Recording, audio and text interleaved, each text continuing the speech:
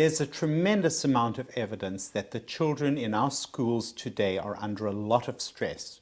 Whether you're talking about inner city school children who come to school through violent neighborhoods, or more affluent school children who are under academic stress, social pressures, 70% of distressed children are not getting the mental health care that they need. The bottom line is a stressed child cannot learn. When we talk about stress, what we're talking about is really things in life that trigger the fight or flight response.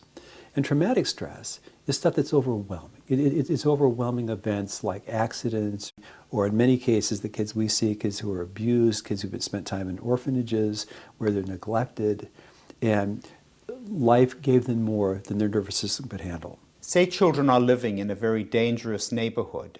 They may see violence on the way to school and on the way home day after day. They become terrified.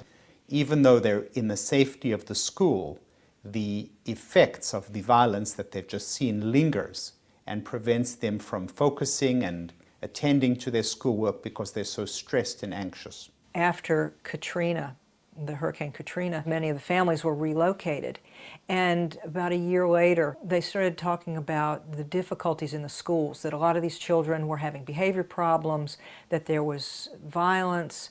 And what they didn't recognize is that these children were experiencing post-traumatic stress disorder. The number one priority for kids in school is they have to feel safe.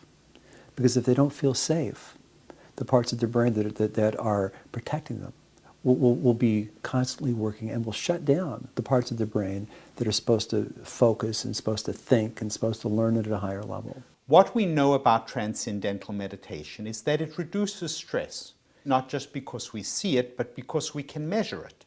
The brain waves in the EEG change. There is more alpha wave strength, which means a more calming effect. And there's more coherence, which means that the brain is working more efficiently. Children respond very well to transcendental meditation.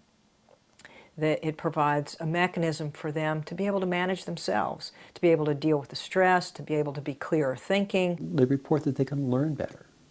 They can organize information better when their stress level is lower. What TM can do is to settle down the nervous system, to de-stress these children, so that their minds are now open and available to being educated and to learning.